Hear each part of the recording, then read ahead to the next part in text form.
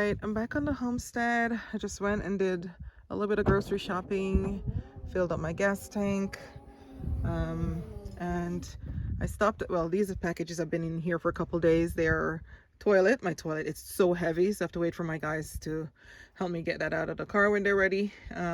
Actually, I may just store it in the small shed for right now. My plumbing parts, like plumbing stuff in there. And then I've got, this is a compost bin that I bought. I was gonna make one, but I wanted it to be completely sealed. I was gonna make one out of pallets, and then I realized that I may have animal problems. So I looked online and found a really nice size one for like 80 something dollars, and I figured that's good because I can close it off and not have to worry about animals. I needed to pick up some propane as well too, but I never made it to the, I never stopped for that because I do have one more full tank, and the tanks that are running right now are almost full, so I'm good on propane for a few days. But I wanted to bring you guys this attention. Excuse me, oh my goodness. I want to bring you guys' attention to what's going on with Septic and all that. Because I'm getting comments, which I appreciate, people looking out for me and giving me their own experiences and things like that, and I completely understand. But this is not my first time hiring skilled workers or workers. That's actually the foundation of what I did in Houston, hiring workers to do my clients' projects.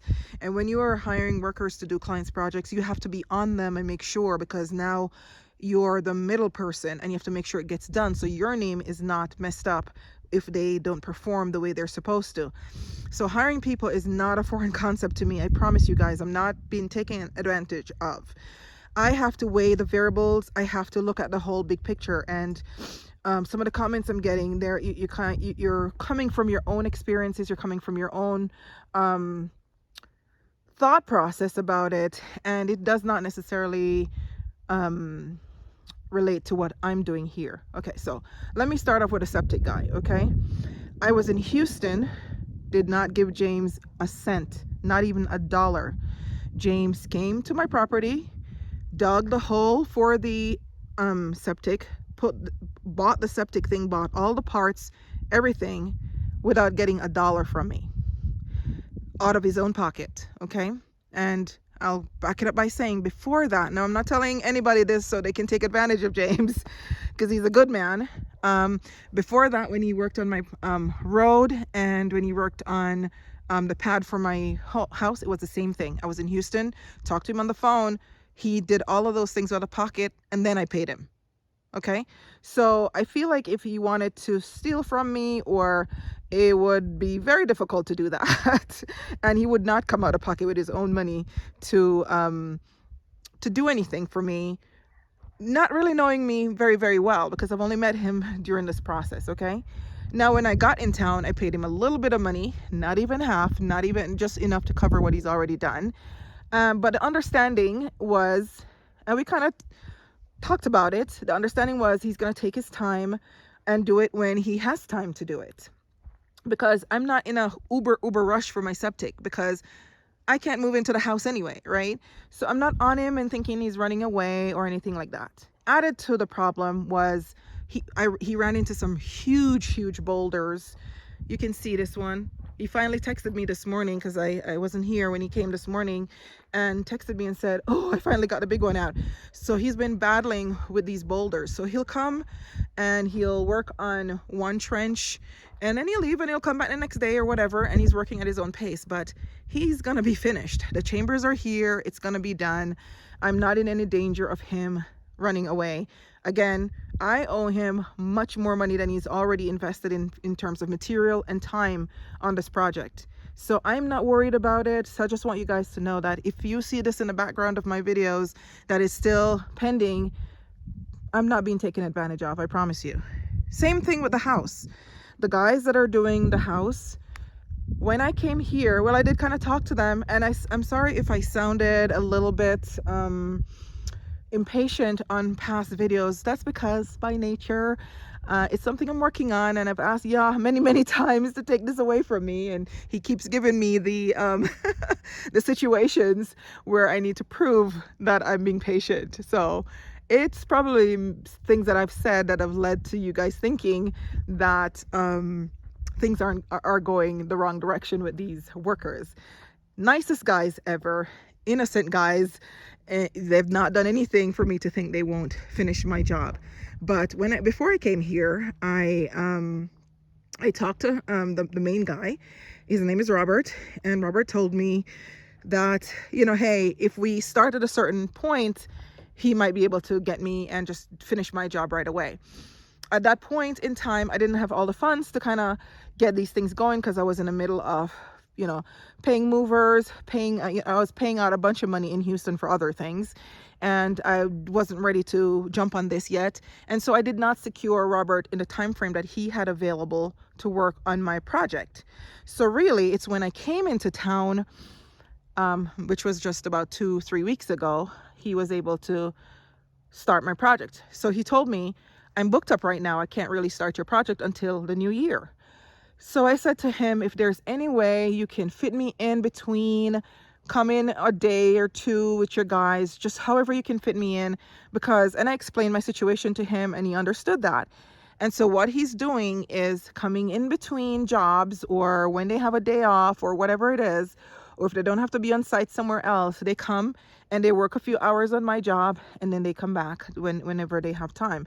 Now he says he's like finishing out some jobs, and he should be able to finish my initial stuff within the next couple sometime next week actually. So again, yes, I am very anxious to have the house part going, but I have to kind of go according to what I was promised. Now, as far as money goes for Robert, I have not even paid him half of what his fee is either. His fee was, because I did a lot of different quotes. Just for the electrical, I got one guy that was coming in at $10,000. It was $9,800 and something dollars for one of the quotes I got. A second guy, which is a real puppy, he seems to be a popular company around here. His came in at $5,900. Robert's came in way less than that, plus the plumbing, way less than that. So between plumbing and electrical, he's coming in way less than even the cheapest quote was for just the electrical. Okay, now I don't usually go for the cheapest quote because that usually says something, but that Robert came highly recommended, and I decided that I'm going to go with him because I understand some of what I'm looking at. I'm not an expert in electrical or plumbing, but I've been around enough job sites to know what I'm looking at. I did a build for myself. I self-build my house in Houston, and so I have some idea what I'm looking at. So I said, let me go ahead, because if there's anything that's awry, I can pick it up and I can have it redone. And so far, so good. Okay, so I kind of forgot the train of thought there, but I came here with the intent to be patient, understand it's a different pace than what I'm accustomed to in Houston. And yes, while a big part of me is trying to get this done as quickly as possible, I also respect people that I hire to work for me, because I've done it different ways before. I used to be, well, I still am pretty fierce when it comes to my client stuff, because again, like, my name is on it. So I don't want people to just come in and do whatever they feel like doing with my client stuff. So I'm pretty fierce when it comes to that, right? So when it comes to my client stuff, I make sure, for example, in these situations, I would get full commitments from them and let my client know when we can actually start to finish, right? I would not take on somebody who can only fit me in for a client job. So when it comes to my jobs, I'm a little bit more flexible because it's my stuff, right? Anyway, I just wanted to share that because I'm not a damsel in distress, like somebody said to me on here. I'm doing what I can when I can. So here I have the company that's going to be doing the metal carport for me. They reached out to me, and they should be ready in about a week or two. And so the area, which is going to be right there, it's probably not clear enough for them. I sent them a little video and they were like, well, if it's not within 3 inches, they're gonna have to charge me extra for that, or cut down the legs, or some stuff they were talking about. So I may get James to jump on this and get it a little bit more leveled. I did not want to take from the time I'm working on the septic, but we're probably gonna have to do that. And I didn't want to do that, but I may have to bring in some of this stuff, whatever this is called. I may have to bring in some of this stuff to I don't know yet. We'll see. But yeah, so I'm doing pretty good. It's funny that last night that I was in bed and I was so warm inside. And I know that maybe colder temperatures coming, but I know it was like probably in the 40s or 30s last night, and I was like nice and warm and cozy inside. And I thought to myself, I'm blessed. I'm blessed right now that we're not getting the crazy cold weather that is typical for this time of year. And so I'm just thankful that Yah is giving me the time I need to get settled. And I think I'm ready. I'm ready for when it gets super cold. If I was going to be in the other cabin for a long time, I would probably put some of those suggestions into action. Before I get to that, let me pause and say, I've been here. This is week number 3. And people are so helpful to be recommending and suggesting things to me. And I take them to heart. I don't just read them and just be like, okay, I got it all figured out. I'm so open to all the suggestions and ideas, but I have to weigh them out. I have to say to myself, does it make sense to spend the money on that right now? Does it make sense to spend the money on something that's temporary? Does it make sense to put that into action when that can wait? So, because remember, you guys have to remember that the suggestions and ideas I'm getting are people basically telling me how they would do it for their particular situation, with their scenario in mind. They're not suggesting it, in most cases, not all. They're not suggesting things to me based on my scenario, because, and rightfully so, people are just maybe watching one video and they don't understand the whole context, and so they're suggesting things based on one video. And I understand that, and like I said, I'm so grateful for that. That people even take the time to care. So I'm not complaining about it. Please don't misunderstand me, okay? But I cannot put the suggestions into action, all of them. Some of them are amazing and I can do them immediately. Get yourself a 0-degree blanket, get yourself a wearable blanket, get yourself some emergency blankets, things like that. I can immediately put into action. Get yourself a second buddy heater, have backup tanks, propane tanks. Those are some suggestions I was able to immediately take. Some of them I could figure out myself, but again, I had to live in the space and live in the area to understand what I'm working with. But remember that I'm trying to limit my expenditures right now. And for me to just run out and do every suggestions would be crazy. So, for example, a diesel heater. I would love to go, because I've looked into it. Very nice gentleman recommended it for me. And I went out and I did some research and I realized that, oh my goodness, this would be amazing to get for real. And it's something that I may still get in the future. It's just that I don't, and they're not super expensive, but by the time you have to still worry about power for them. It's not just a diesel, you have to worry about powering them. And I'm like, well, I already have power issues with, not issues, but I don't want to overload the things that I'm already doing here. So yes, the buddy heaters, they're not 100% ideal, but they're doing the job right now. They are doing the job. And when I'm in that sleeping bag, I am like toasty. So I could not put that one into action, even as much as I'd love to put that one into action. There are a few more other things that I'm just like, okay, I love that suggestion. I may do it for the main cabin just to have a backup, but it doesn't make sense to do it for this right now when I'm just in here temporarily. So remember that the whole point of getting this one is just on a temporary basis. I'm just really supposed to be in here for like 30 something days.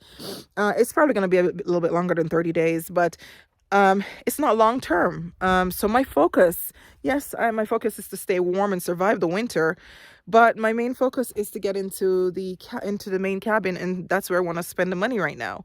This building is here because I needed a place to store. Now you guys have asked to see it, and I did not want to show it, to be honest with you, because it's locked. Sorry, I was gonna show you inside, but you missed that. It's locked, but I'm telling you, it's piled up because this really was meant for storage. I was supposed to be storing my stuff in there, but then I decided, hey, why not carve out a little area where I can sleep? And so that's what I've been doing, and it's been wonderful because I didn't have to spend that money at a hotel. But I did budget for a hotel, so I don't have to spend that money for that now, thankfully. It's supposed to rain today, so that's the thing I worry about the most, is the rain, honestly, because it's going to be super muddy here if it rains. But yeah, so guys, I'm so thankful for the suggestions, and so thankful for you. I'm taking the time to come alongside me and guide me through this with the best intentions. You know, there are some people who don't have good intentions, I'm finding out, and it's not like I was naive to it, but I just did not expect it to happen so soon. You know, things that are racially motivated, that surprised me a little bit. But so I know 99.9% of you here have the best intentions for me. You're here to either provide some ideas and suggestions for me just because you care, or you're trying to learn a little bit from my experiences, or it's just good for watching somebody else's journey, maybe something you're dreaming of yourself. But I have to be careful now that I'm not exposing too much of my life, because it's been very unsettling. Some of the comments I've been getting, extremely unsettling. And so I'm very cautious. Now, someone asked me how I managed to keep my stuff cool, because I don't have a fridge right now. Well, the first thing is it's cold right now, so everything is cold. I don't have to worry too much about having a fridge for some of the things, and I don't have a ton of stuff that I try to keep cold. I just get like soups for dinner because it's easy to warm them up. This is chili, so I get like chili, and I did a little short showing the soups that I get. The Panera Bread, they're so good, love them. So I usually go out and get maybe 3 to 5 of them at a time, and then I'll get a bag of ice. Now my cooler is a little dirty because it blew away in the wind, and I found it all the way across there, but I rinsed it out. It's cold, it's clean, it's just stained at this point. Plus I'm not putting anything in it that will come into contact with dirt. So I just get a bag of ice and I pour it in there. I had another cooler, but that one was leaking for some reason, and I got it one morning and there was water on the ground in my little cabin, so I went back to my original one that had blown away. So I just empty a bag of ice in there, and then I just put my soups on there. I just go ahead and put them in, and that's how I keep my stuff cool so they don't go bad. And like I said, I don't get too many of them at a time. I get maybe 3 to 4 of them at any given time, because I find I'd have to go into town often anyway. And here's the cover for it. Like I said, it's all stained, but it's not as filthy as it looks. And then I just cover it up and stick it in the corner in my little place. And that's my fridge for right now. Okay, my little grocery haul. And this is my tiny little space that I have to work with, believe it or not. So I love my ginger ale, so I'll get a box of ginger ale. And I got some chicken for dinner tonight. I usually don't get things like this because I don't have a place to store them, and I don't want to have to reheat things too much. I got banana bread because I love banana bread. I got beef jerky because it's kind of easy to snack on when there's nothing else around to eat. And I got some Hawaiian loaves or rolls.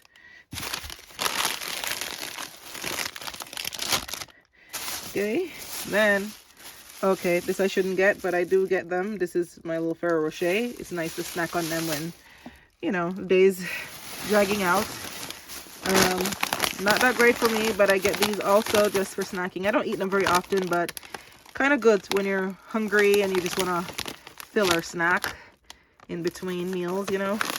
And then this is something, I like these harvest snaps. And then here, I already put my soups away, so I got some soups and chilies that I warm up during the week. And then that's some bananas and some Olipop, because I love Olipop. Got just 2 of them. And then some bananas. And that's it. So I try not to get too much stuff when I go grocery shopping, just because there's nowhere to store them.